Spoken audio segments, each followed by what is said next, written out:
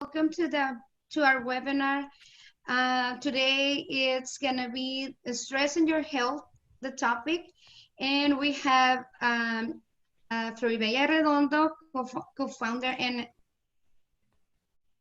from ASHA, and Mili Gomez, who is gonna be our presenter, and myself, Kenia Zuniga, Director of Rural Arizona Community Health Workers Network Development. Mili, you have the word. Hi, so I forgot how to share my screen. Okay, there we go.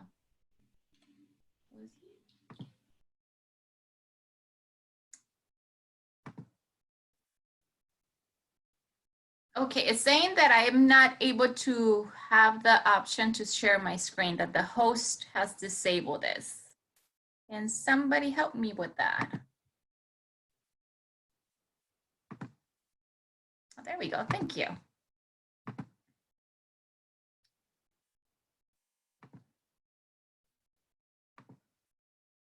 Okay, so today we'll be talking a lot about health and how stress affects our body. Many times we have this idea that it's all in our head, but the reality is that stress has a huge impact in our bodies. So I'm not going to read the whole biography, but just for those of you that haven't been following us on the other webinars, my name is Mili Gomez. I am a nationally certified counselor. I am a licensed professional counselor, and I specialize in trauma. Most of the work in trauma that I do is based on a body approach, which is understanding how the body works and how the mind works as well, and how both are connected, and how you can't just separate them. If you're having stress, it will affect your body. And if you're having some sort of medical condition, you will have stress and it will affect your body and your mind and your thoughts. So today I'm gonna expand a little bit more on that. So I'm just gonna kind of skip this part and just kind of go into explaining a little bit about where did we learn all this. So back in the 90s, a doctor from San Diego was doing a study with people who were overweight. And following this, I'll play a video, and I'll the doctor who is part of this one of the biggest studies we've ever done on health, eventually ended up realizing that people were doing really well losing the weight, but along the lines, people were not able to keep it off. And they were trying to figure out why. Why is it? So these doctors eventually ended up asking more questions to the participants. And they ended up figuring out that a lot of the people who were had a lot of medical conditions, had a long history of trauma and very stressful situations that they had lived through. So they started doing a lot more research, and they ended up linking all these, we call it childhood adverse experiences, to our health. So that's where we started understanding, and this study has been replicated all over the world. It's not just a one study, it's been thousands of people. And we've been able to see the same trend of people who have a lot of adversity growing up will have a lot of chronic illnesses as adults. So I'll play a small video. It's about 7 minutes long, but that will give you a little bit more understanding of what this study is about and why it's so important. And those of you that work with people that you're trying to promote health, that you're trying to understand what it means to for our history to affect our health, anything you read on the ACE study will give you a better understanding of that.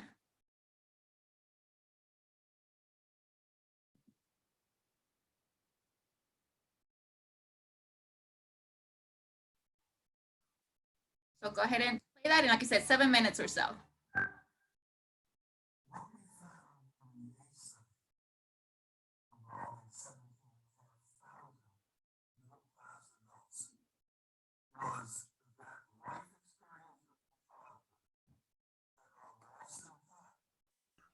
I hate to interrupt, but it looks like the audio is not shared. Are you able to share, go back to the share screen and click share audio as well?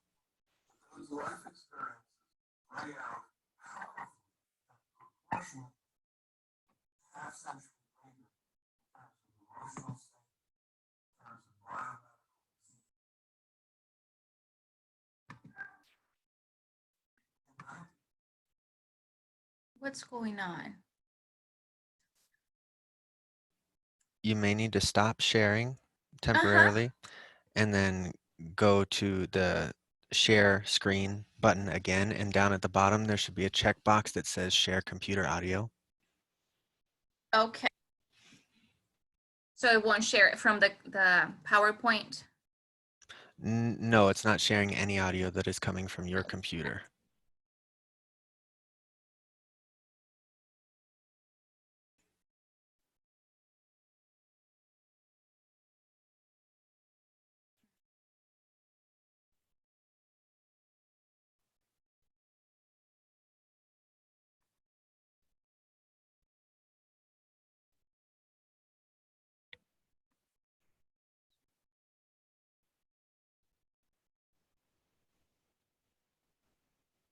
Okay, there we go.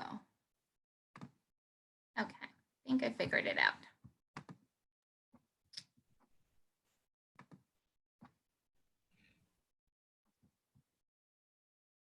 Okay, so let's try this again.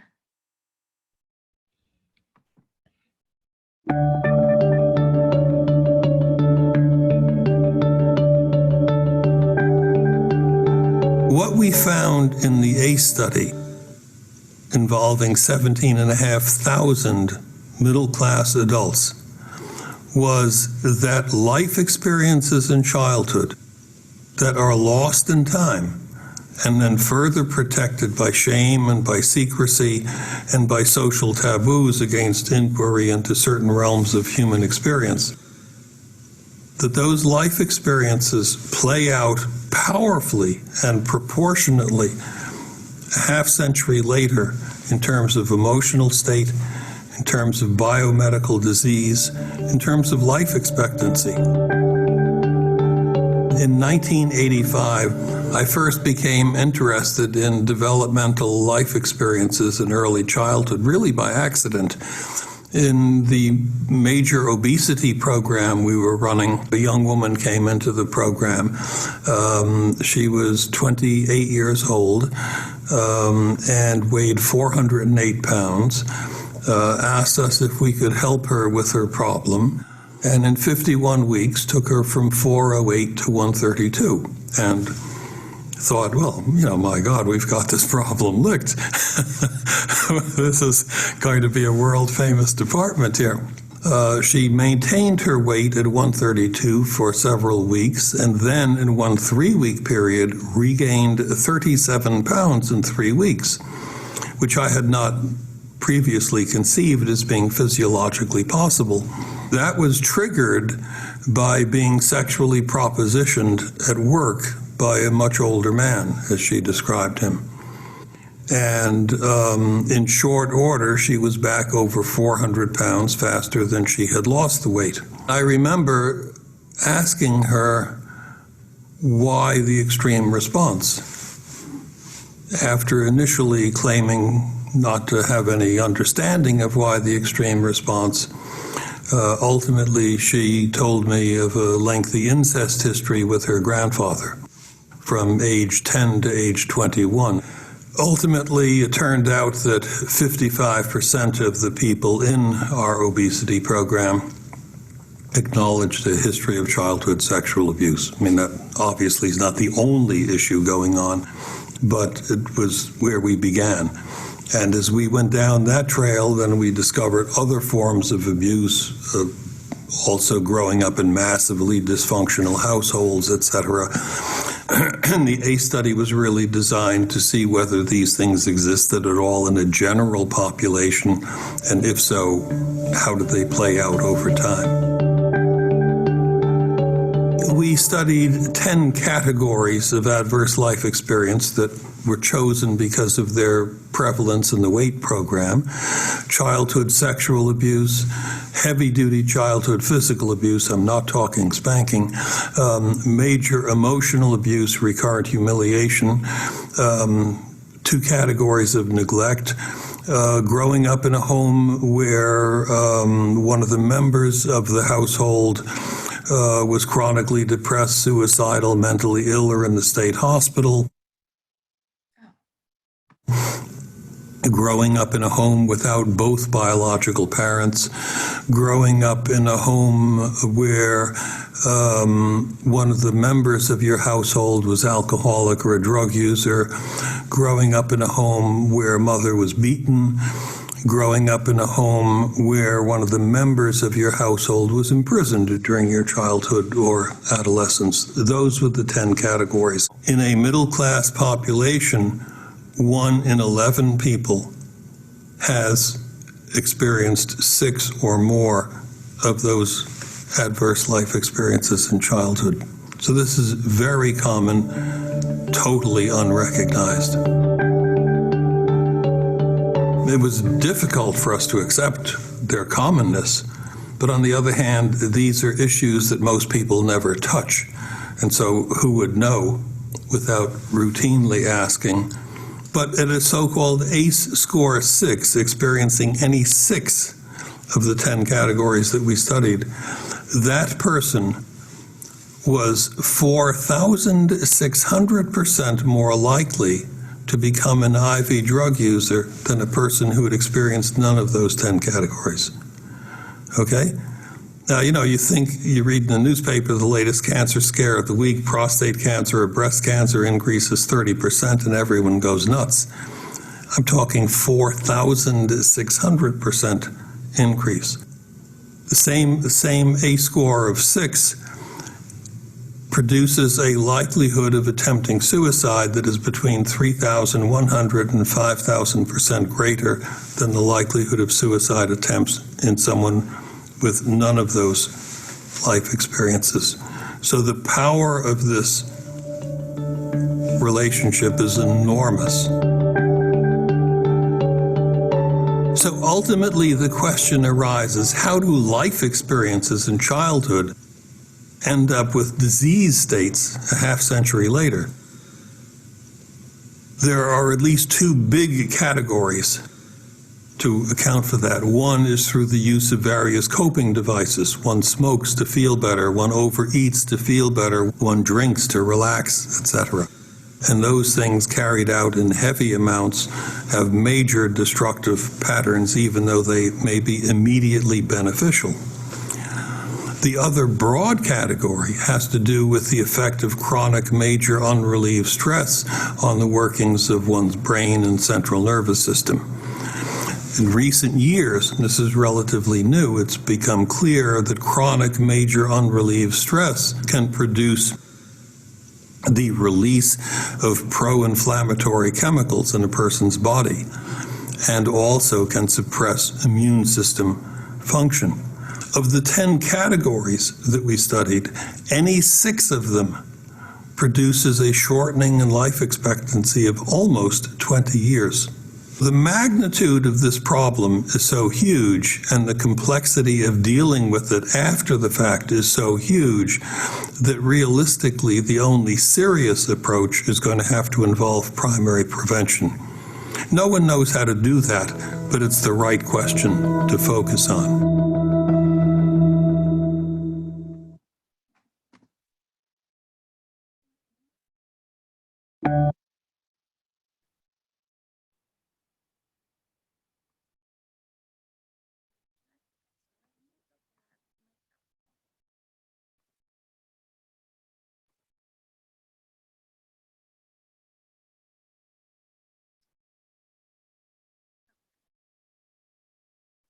Somebody confirm if I can be seen on the screen, because I can't see myself.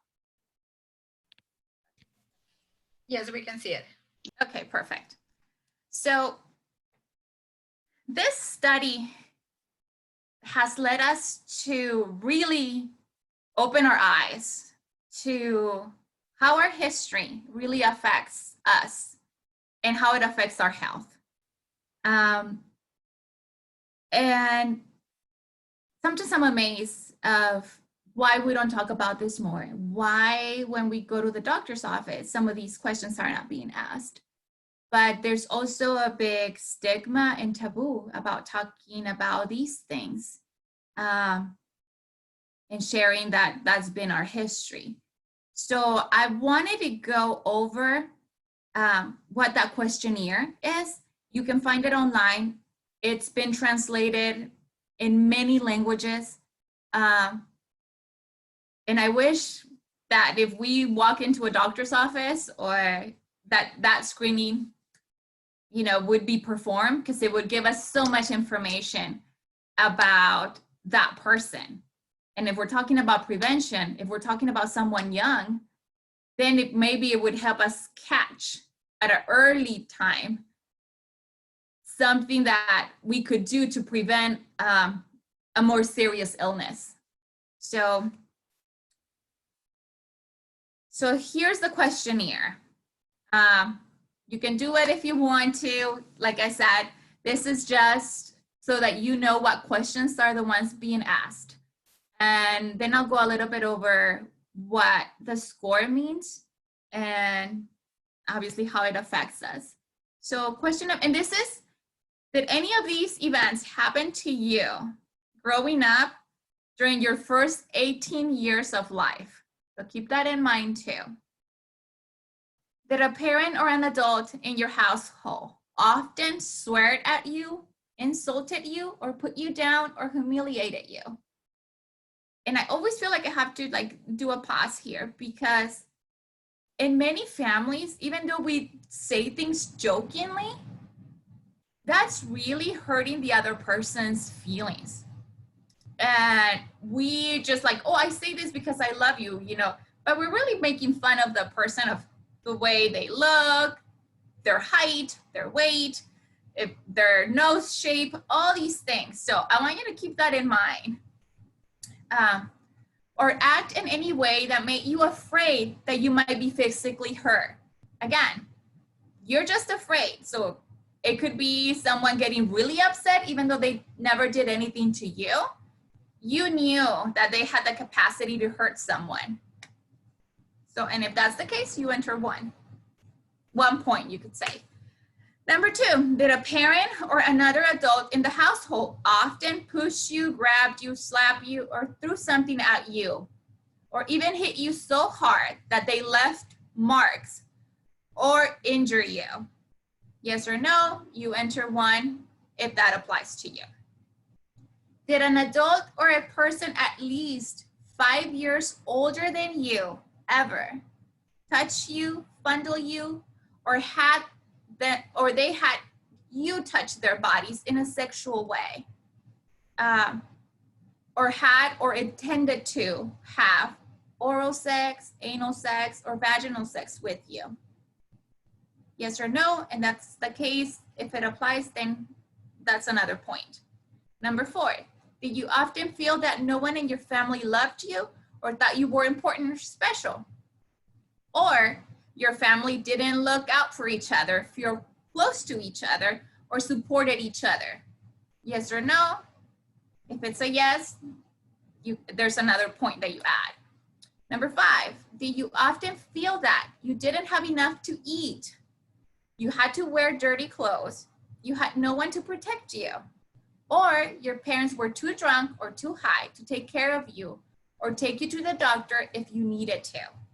Yes or no, and if it's a yes, there's another point. Number 6, were your parents ever separated or divorced? Yes or no, and if it's a yes, you get a point. Number 7, was one or both of your parents often pushed, grabbed, slapped, or had something thrown at them? So here we're talking about domestic violence. Something or they were often kicked, bitten, hit with a fist or with something hard, or ever repeatedly hit over and over at least a few times, or threatened with a gun or a knife? Yes or no, and if yes, there's another point. Number 8, did you live with anyone who was a problem drinker or an alcoholic or used street drugs? Yes or no? And if yes, there's a point. Number 9, was a household member depressed or mentally ill? Or did a household member attempted suicide? Yes or no? And if that applies, there's another point. And the last one, number 10, did a household member go to prison? Yes or no? And if it's a yes, you enter 1. So as you see, there's a big variety of events, and these are very severe events. I've talked in the other trainings where trauma doesn't just come from these events, but these are the events that nobody can really argue that they are very traumatic. So when it comes to the score, in reality, anything that is higher than 4 is a high score. And you could say that 6 or more is an extremely high score. So having an A score of 4 increases your risk of emphysema and chronic bronchitis by nearly 400%. And obviously, as we saw in the video, and suicide by almost 1,200%. People with a high score are more likely to experience violence, to divorce, to be injured, physically injured, to abuse prescription drugs, to experience depression, autoimmune disease. And obviously those that have very high scores have the potential of their life being shortened by 20 years. So it is something pretty serious, and obviously there's a lot of education that needs to happen, how we can prevent this. I've done this presentation to doctors, to nurses, and that's always the question, what can we do? How do we prevent this? And it starts, I think one is education, but it starts in our families, and taking care of ourselves emotionally and physically, so that we can begin to heal a lot of the things that have been passed on to us. And obviously it's making sure that a lot of our basic needs are met, and shelter, food, clothes, that all those basic needs are met for each individual, because if we don't have that, everything else goes out the window. So it's almost like starting these layers, this foundation, so that people can then worry about other things. Because if not, then my survival is just gonna be, do I have something to eat? Or where am I gonna sleep tonight? And nothing else will matter. So I'm gonna just stop and check if there are any questions, just so that I don't wait till the very end to try to answer the questions. So let me see if there's anything. No, okay.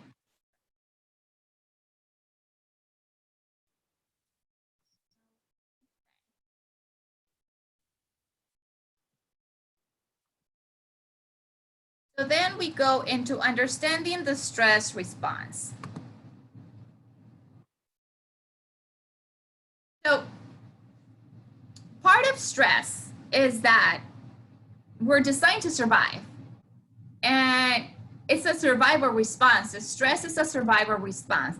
It comes up when we are under threat. So if you're under threat, and the example in here is, if you go walking and all of a sudden you have this big dog that comes out of nowhere and starts barking at you, your body will have this quick response. So in that moment, the part of your brain called the hypothalamus, which is this very tiny region in your brain, which is the alarm of your body, goes off, and it sends all these signals into your body. So through this combination of nerve signals and hormonal signals, your body starts releasing adrenaline. And those adrenal glands that we have, they're located on the top of our kidneys. And then they start releasing all these chemicals that are related to stress to keep you hyper alert. And then your body starts creating cortisol. when adrenaline is just this quick spike, but if you need to keep hypervigilant, you still need to be careful.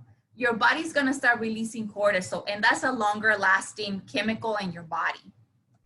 So adrenaline increases your heart rate, it elevates your blood pressure, it makes you feel like you have energy. Cortisol, which is one of the ones that we know as the primary stress hormone, increases your blood sugar. It enhances how fast your brain uses glucose. And also, in that moment, it increases the availability of substances to repair the tissue. What happens when it's long-term is that when you have something that is stressful, as this example with the dog, you know when the response is over. You were exposed to it, you walked away, the owner came, took the dog, you're safe, you calm down again. But many times that stressor is not something that goes away. So when we're talking about that, then cortisol in your body continues to be released. And then non-essential functions of your body start being shut down.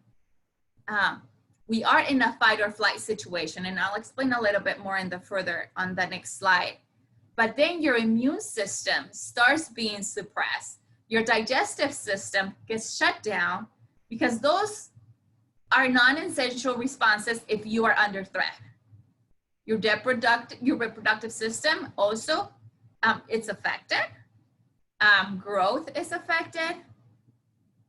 So this system that is there to protect us and keep us safe, because that's what our body's trying to do because we're under threat, doesn't know the difference if I'm stressed out because I just saw a dog and I thought it was going to attack me, or if it's because my electricity bill is late and I don't know how to pay it.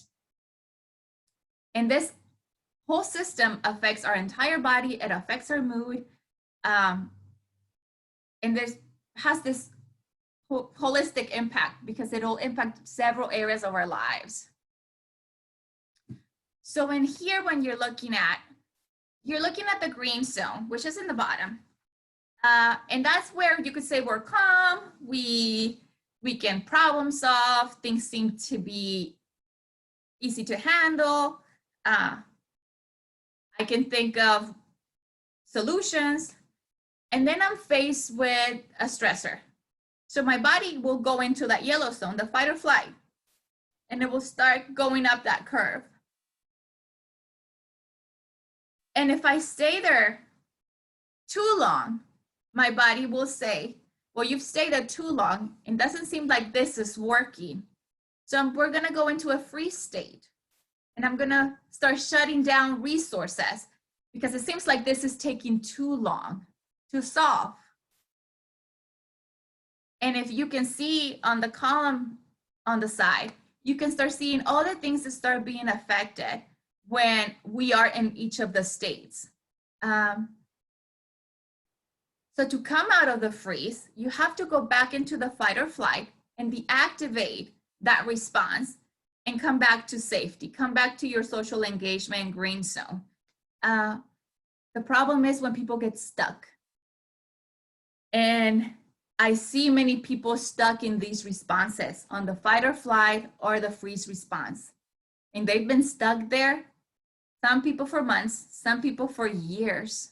And that's where your body starts taking, being taxed. It's taking a toll on how it's responding. And I often tell people that we look at the history and we always look at genetics and say, well, genetically you're predisposed to this or that. And genetics has some saying into all this, but our environment has a huge impact on if we're going to develop something that we are already genetically predisposed. Our environment literally has that switch to turn on or off those genetic predispositions. So So what happens when the natural stress response that is there to protect us, to save us from all this, is not able to get turned off? So stress response is supposed to be time limiting. And as I was doing this, I was thinking, we are under a very unusual situation. We are experiencing a pandemic.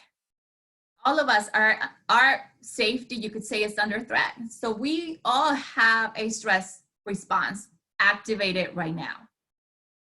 What response we use or where we add really depends on our history. Some people are able to stay on that fight or flight response a lot longer, and some people just kind of skim through it and skip and go into that freeze response.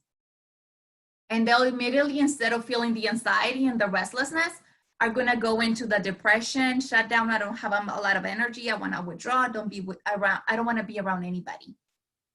And that, again, is based on our history, on how we deal with that stressor. So chemically, when we are faced with a stressor, and I've gotten different responses from different people, but the majority say that between 48 hours and 72 hours, that's how long it takes our body to metabolize all the chemicals that get released into the bloodstream. So, and that is the hope that you are not adding any more stressors on top of that. So imagine if you have this big event, but on top of it, you're adding other stressors. Your body is not having the opportunity to really metabolize everything that is being released to protect you in a way.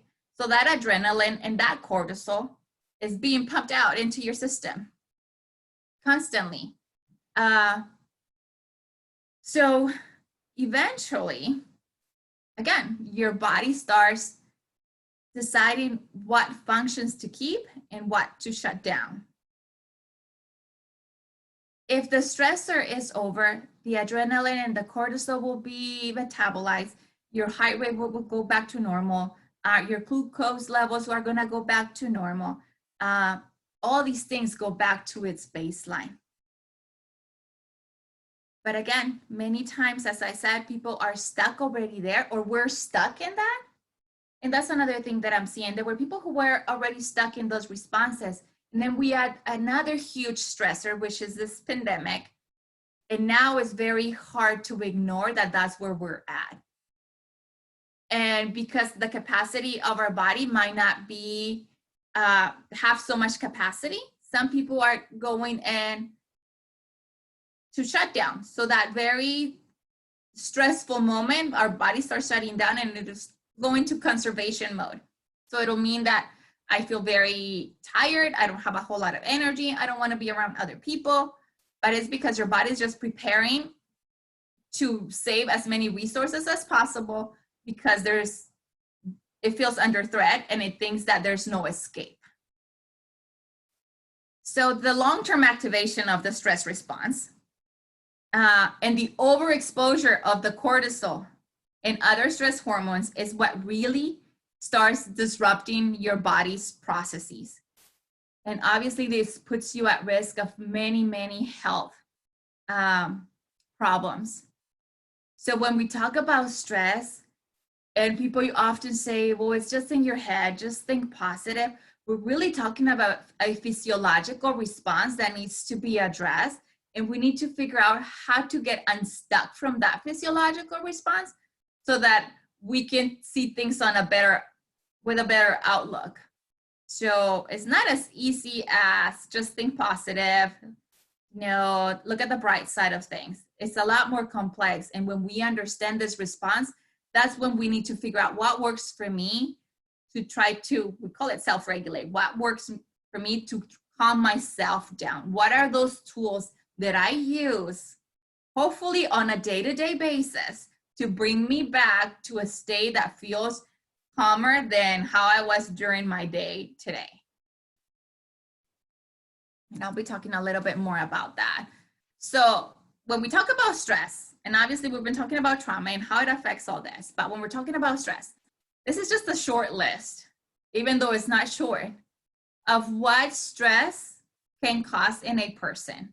And you can see the big list. We have autoimmune disease, we have cancer, we have chronic fatigue, diabetes, fibromyalgia, thyroid problems, migraines, high cholesterol, hypertension, irritable bowel syndrome, liver disease, lupus, multiple sclerosis, obesity, chronic pain, rheumatoid arthritis, sleep disorders, heart conditions. There's so many conditions that can be traced back to high levels of stress because a body's already stuck in a survival response. There's a documentary for those of you that have Netflix that is called Heal. And it talks about this. And one of the statistics that the doctors give there is that 90% of the people who go to see a doctor, their illnesses can be traced back to stress. So it's a really, really high number. So the more that we start paying attention to our stressors, our stress level, and how to alleviate that stress, the healthier we would be, not just mentally, but physically. So this is a little bit of what I was talking about. 70 to 90% of the risk of developing a chronic illness comes from the environment, which is a huge number. And only 10 to 30% comes from genetics. So we're talking about the environment, the toxins and the chemicals that we're exposed, our diet. Stress causes inflammation, so they're kind of go hand in hand. Traumatic events, and obviously any medical conditions, any actual medical conditions, infections that we are exposed to, or that we do end up having through our lifetime. So the numbers are really high. So our environment has a lot to do with our health. So we shouldn't dismiss that. And when we talk about environment, we're talking about the environment in your house, the environment at work, the environment in your community, the environment in, now we can say, in your neighborhood. Right now we're all feeling something. This pandemic has brought us all to experiencing something that is similar all across the board. So we're having this global experience. So again, it's all these things that are causing an effect. And that is one of the things that, as mental health providers, we're talking about. We don't know how this is going to affect us in the long run. And we're trying to figure out so we can have the appropriate tools to help people. But I believe that the more that we educate and try to expose people to, okay, pay attention to these things, because it will have an effect. And the sooner that we address them, the more likely that we can actually prevent at some sort of level the consequences of what could happen in the long term. So I work a lot with the body, and I do a lot of somatic interventions, which means we work with the body to try to reset the nervous system. So in the line of work that I do, we work a lot with chronic illnesses, and we work a lot with resetting, you could say, the nervous system so that we can actually have some sort of healing. I am not claiming that people are completely healed or that their illness is going to go away, but I have seen people get better. I've seen the chronic pain decrease. I've seen the migraines go from every day to maybe once a month. So and it really depends when they start doing this healing work too. Because obviously the body will take a lot, but after so long, you can only heal so much too. So restoring the nervous system's ability to inhibit and regulate those responses, the fight or flight and freeze response, really helps our nervous system. And as we talked about last week, there's different things that we can do. The dancing, those things that sometimes we take for granted, the dancing, the singing, walking in nature, all those things help us regulate our nervous system. It's really paying attention. I was telling someone the other day that I was feeling very restless, and I was just kind of like going from the kitchen to my living room and then coming to my room. And I'm like, what's going on? I realized that I had been all day inside my house. And I'm like, I need to be outside. And I live in Arizona, so the weather right now is not the best. But in the night, you can still get some sort of fresh air. So I just stood outside. I put my chair outside my house. And I stayed there for like 15 minutes. And it was just, I noticed my body just feeling like immediately relaxed. And I was like, oh, this is what I needed. My body was already telling me, I'm getting dysregulated. Being inside is harder to regulate. So I needed to go outside. I needed to hear the trees and, you know, have some sort of contact with nature to help my body. And it's figuring out what works for you, what tools you use to bring yourself back into a calmer state so that it doesn't keep piling up.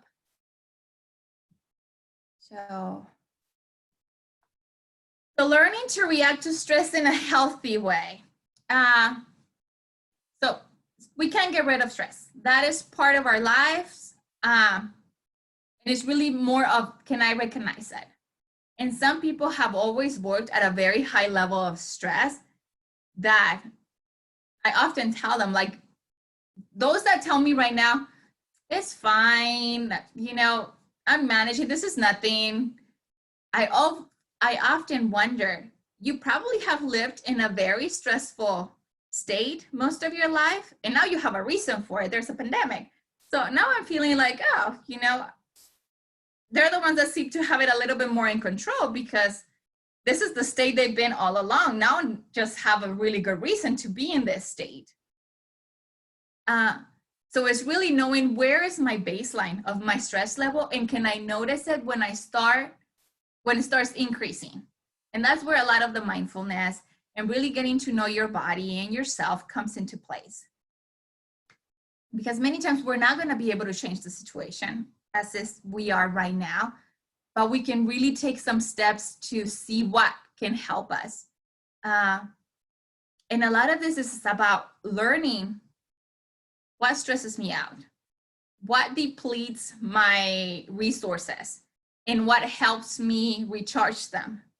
Kind of think of yourself like your phone, right? You plug your phone every day because you want it to charge. And if you don't charge it, it's gonna die. You're not gonna be able to use it. Well, the same thing applies to us. We have to be able to do things to keep ourselves at a healthy, stable state. It doesn't just come from doing it once every 3 months. So when we are stressed, we go back to the basics. Are you eating a healthy meal? Are you eating regularly? Are you getting some type of exercise? And again, I'm not talking about going to the gym and doing weights and all these things. Are you going around your neighborhood for a walk? Are you stretching? As long as there's some sort of movement. Are you making time to sleep? Do you have a routine where you're like, I'm not gonna watch any electronics, I'm not gonna use any electronics or watch TV 2 hours prior to going to sleep? I listen to soothing music, or I take my tea. Maybe I'll read a little bit of a book to just kind of help my body calm down and start getting ready for me to go to sleep. Do I try to keep my room temperature at a certain, setting, so I know that that's where I sleep the best? There's all these things that we can do to try to help ourselves have a better night's sleep. Practicing relaxation techniques.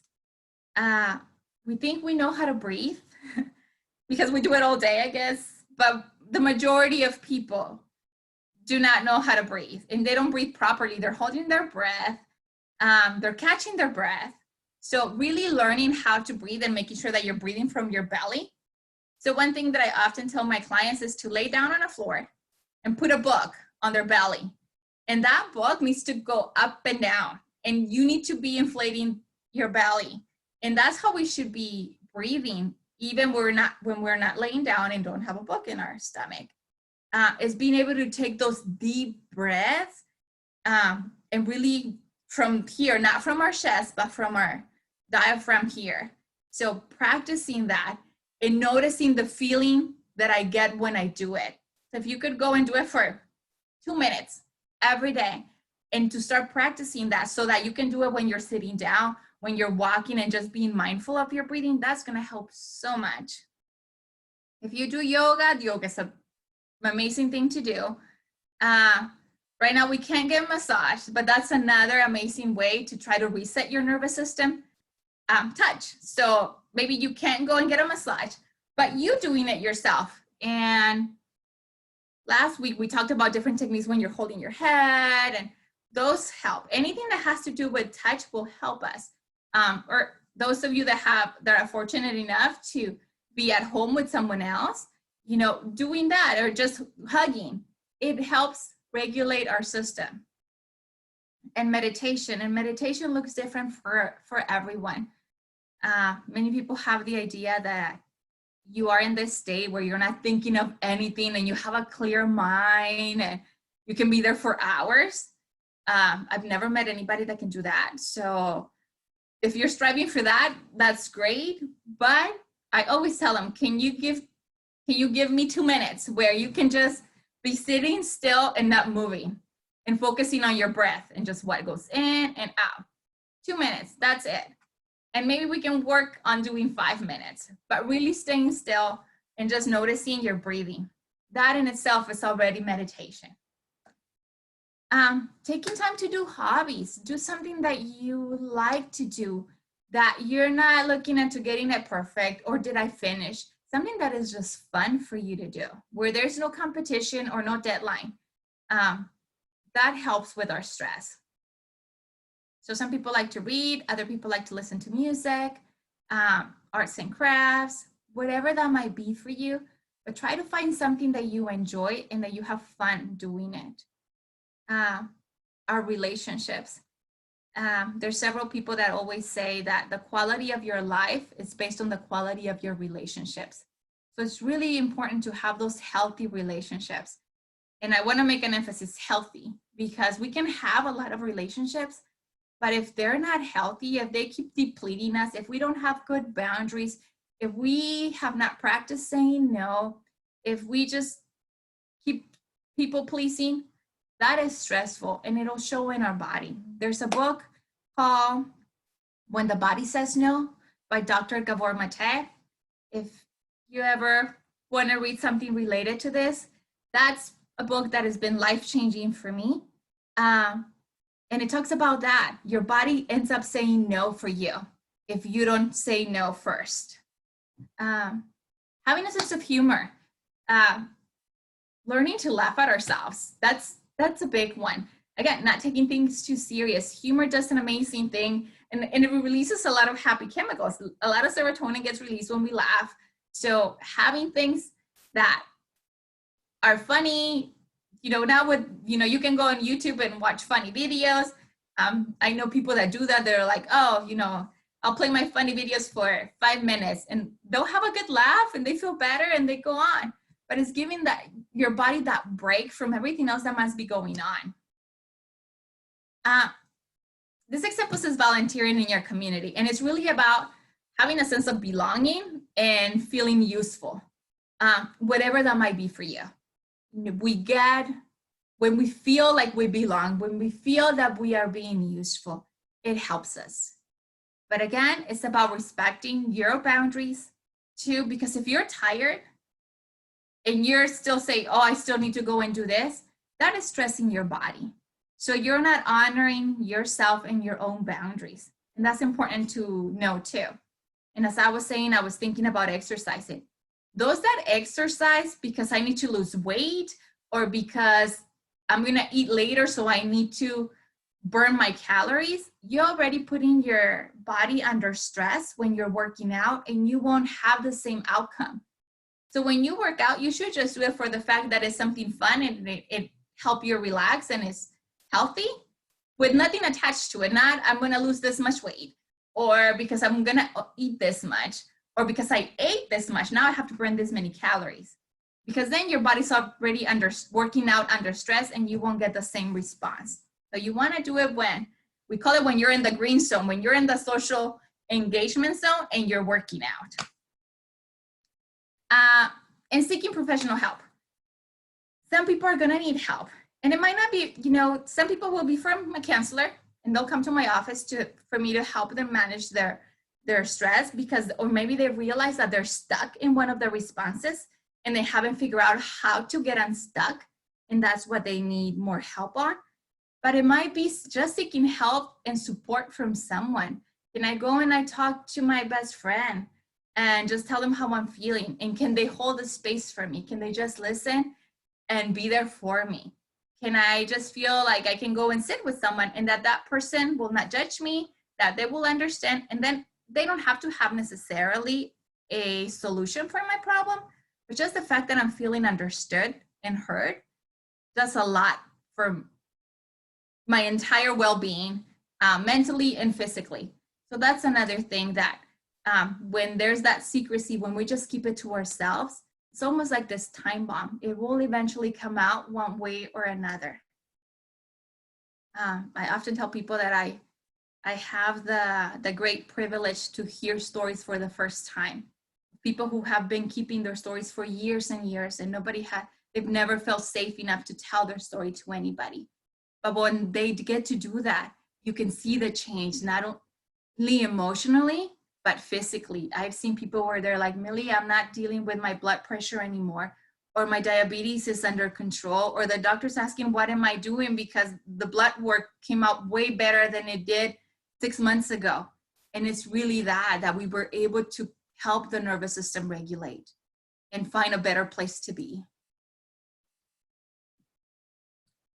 So seek support. We are social beings. We're not made to be alone and do things on ourselves and be independent all the time. We're interdependent. We're meant to use others to help us grow and support us. People go to therapy, and I think more and more we're becoming more accepting of people going to therapy. And one thing that I notice often is that maybe I'll get the people who don't tell even their family members that they're going to therapy. Because again, there's this big stigma, but it's interesting to see that as time goes on, they'll tell me, oh, I told so-and-so to go to therapy, or I told so-and-so that I'm going to therapy, because they realize what it really is and how it has helped them. And I think, again, the more we talk about it and we normalize that it's okay to seek help and that there are solutions to the things that we are experiencing, the healthier we will be all around. During your day, use your coping skills. Use them often. People want to do the breathing exercises when the panic attack kicks in. By then, the panic attack is telling you, you already took too long. You pushed me to the edge and I can't take any more. It's really, again, about noticing the very small micro changes in you that tell you I'm getting outside my baseline. I'm moving away from it. So whatever that is, if it's I'm going to take a break and I'm going to walk around for a bit because I've been sitting down too long in front of a computer, or I just need to clear my mind, see a different scenery, hear something different. Maybe I'm hungry. Maybe I haven't been drinking water, whatever that might be. But use your tools throughout the day, throughout your day. The more that you use them, you will see that they work better.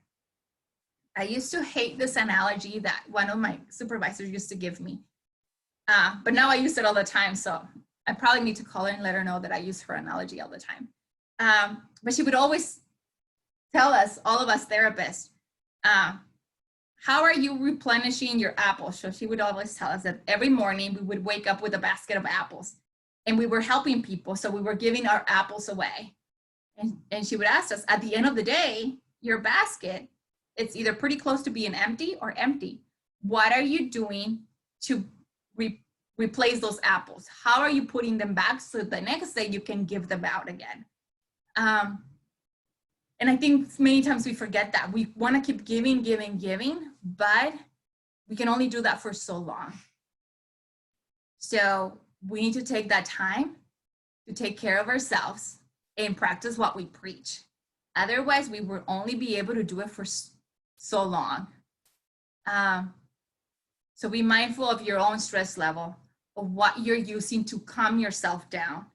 And it might be that now I'm realizing that, wow, I've been watching TV and that's what I've been using to calm me down. But at the same time, it's not really helping me. It just distracts me from how I'm feeling. And it's okay to be distracted, but then I go back and I notice that at the end of the day that it's still there. So maybe I need to find another way. And again, just make sure that you're taking care of you. And if you take care of yourself, in a way, you're also taking care of those around you, so that you can all support each other better. I'm gonna try to answer a couple questions and see how. What do you recommend for somebody that scored high on these questions and has seek medical help? However, the solution offered to that person is to have surgery for weight loss. I do a lot of the counseling for those surgeries. Maybe it's just here, but many people who go and get the gastric bypass or the sleeve or all these other surgeries, they should be required to go to therapy first. And I have to say that the majority of the time we work a lot on what are the expectations of once I lose weight, and we work a lot on the fears. And many times people start realizing how they have used food to cope and how this weight has protected them. And if we're gonna take those things away, how are they gonna manage when they're gone? So I would say for them to go and seek a therapist that works with this specific population, so that some things can be sorted out, and then figure out if this is something the person wants to do or if they want to try to do something on their own.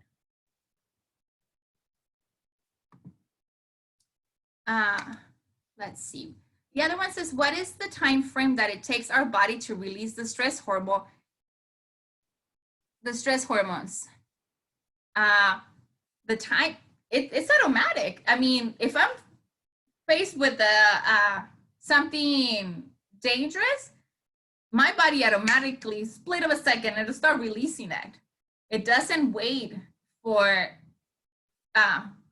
it to assess is it needed or not. It's gonna do it. It's about survival, and it's gonna try to keep us safe. How long it takes to metabolize, so how long does it take for our body to go back to pre-stressful event? It depends on the event, and it depends if the threat is completely gone. So if it's completely gone, if it was a one-time event and the stressor is gone and I know it's not gonna come back, it is between 48 to 78 hours.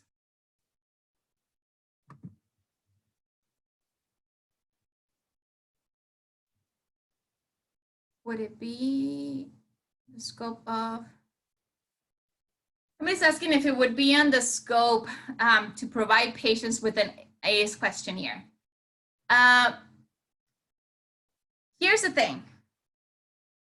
I think talking about just this essence of it, of like, look, there's a lot of studies that say that chronic illnesses are linked to our history and how certain events, and you can say like divorce or coming from a household that was dysfunctional, or that, you know, there was a lot of physical, emotional abuse affect our health. I think doing that is under anyone's scope. If you do give the questionnaire, you have to be able to do something with that information. And that's where I think then we need to assess, if somebody does disclose this, what am I going to do with it?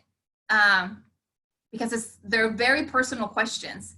And some people might feel, now I just share with you something that I have never shared with anybody. What are you going to do with it? So I think keeping it more into a broad term and telling them that, you know, this is something that has been proven, that there's a lot of research, will be better than actually giving the questionnaire to someone.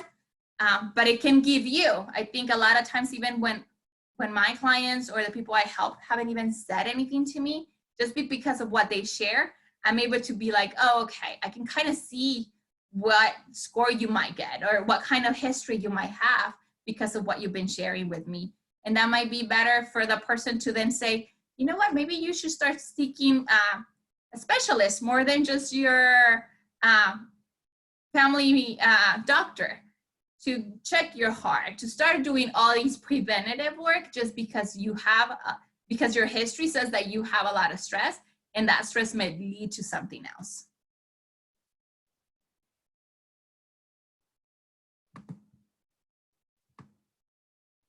Okay.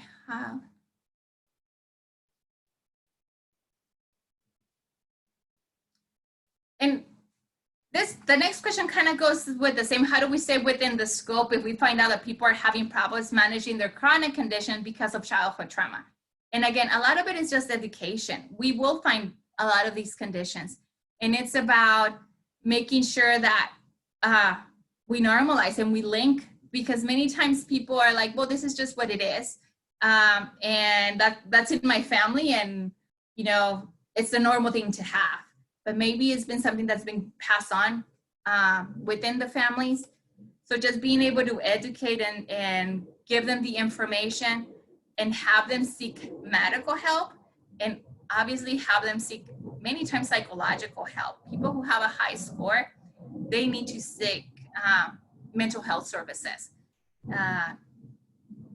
This kind of complex case needs a lot of resources. And it's not something that just by going and talking to the doctor might help with the medical part, but the person still needs to work through the history they have. And that really has to be done by somebody that knows how to work with what we call early trauma.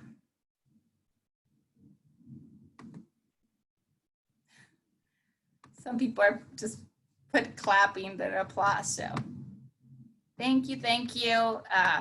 People are just saying thank you. So thank you so much. I appreciate it. I hope it was helpful. When I started learning more about this, to me it was so mind-blowing, because my family has a list, literally this list of conditions. And in my mind, I was like, well, I'm gonna have diabetes, and I'm gonna have heart problems and lupus and all these things. And I was like, it's just my family. Then I started really realizing the kind of trauma my family has been carrying. And then it made me feel a little bit more empowered, because I thought, wow, if I work on my stuff, it's very unlikely that I might develop those illnesses, because then I can do something about it. So ever since then, thankfully, I've been able to stay pretty healthy, but I've done a lot of emotional work to make sure that I understand what is going in my body and that I'm paying attention to it.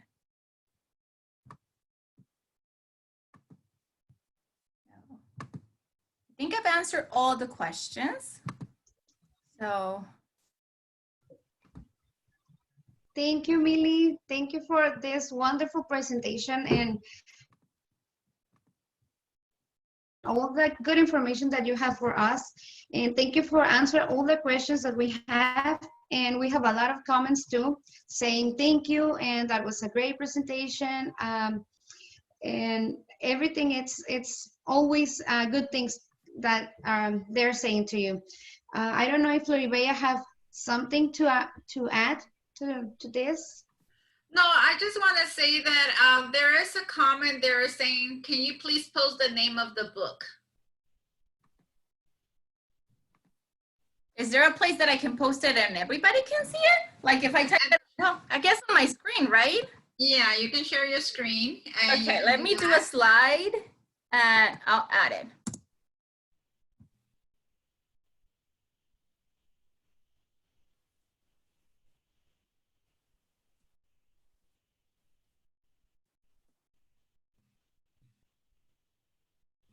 Okay. Can you guys see it?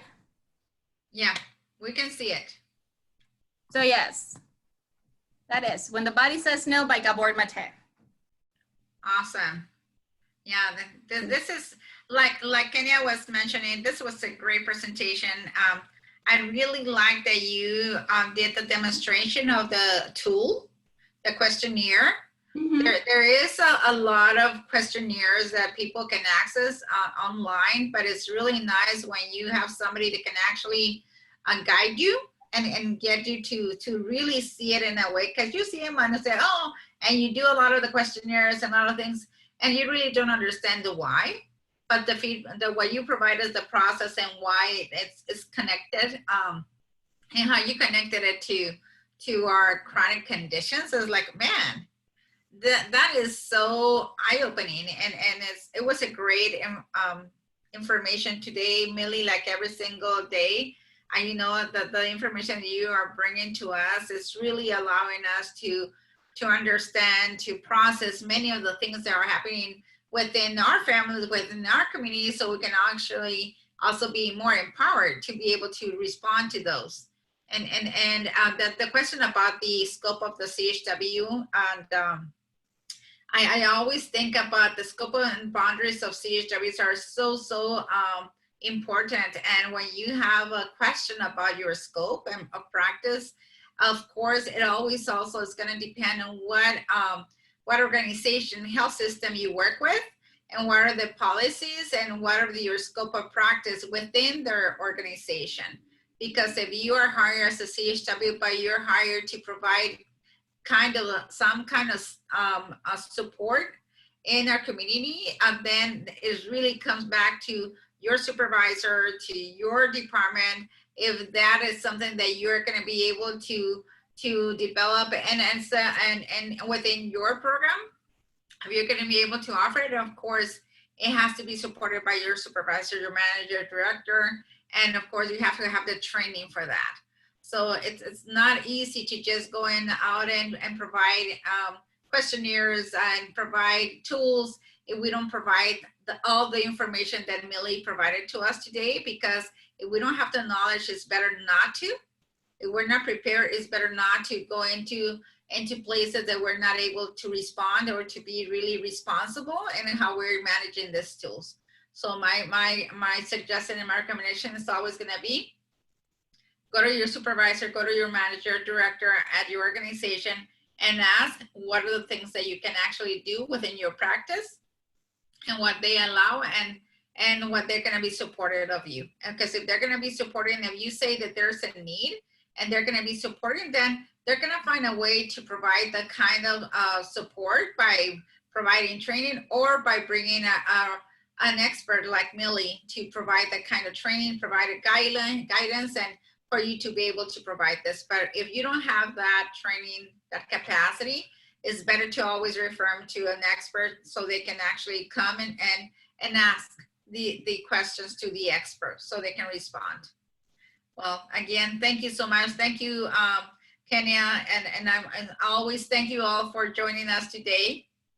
Thank you for appreciating Millie's information, and I really appreciate that you're always saying thank you. Great information, and Millie, really, I really appreciate Millie for being here today. She is going through a really tough time right now. She just lost a friend, and she still came today because she's an expert, she's responsible, and she has respect for all of us. And she said she didn't want to cancel last minute. So thank you. I really appreciate Millie, because I know how hard it is right now for you, and thank you for being here for all of us today. No, thank you so much. Thank you. And Kenya, do you have the last slides?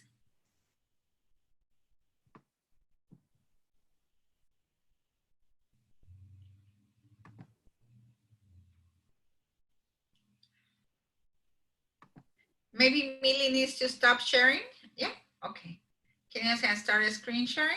Okay, perfect. So is this our last topic, Kenya? Not our last topic, but our next topic. I'm gonna say next week will be on Tuesday, May 19th at 3 p.m. Millie, is 3 p.m. still a good time for you? Yeah. Okay, and the topic will be importance of self-care during life. So I think that Millie got excited. So I think they were We need a lot of self-care. week. So please remember to register on the link. It's the same link always. And we do, we have been working with, I don't know how many of you have received your certificates. If you have attended a webinar, you will be receiving a certificate. So please let Kenya know if you have not. And she will make sure that we are working with the organization that's helping us develop the certificates and send them to all of you. So Kenya, do you have your information? There's another slide with your information on it.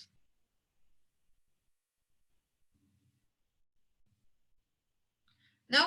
Okay. Well, one of the things that it's Kenya at asho.org, and that's where you can send her information, her emails or questions that you have for Kenya, so Kenya can respond to them. Again, thank you for coming today, for joining us. Thank you, Millie. Thank you, Kenya. Thank you, Eric. And we'll see you next week. Have a good one and stay safe and stay home, please. Bye. Bye, thank you. Bye, thanks. All right.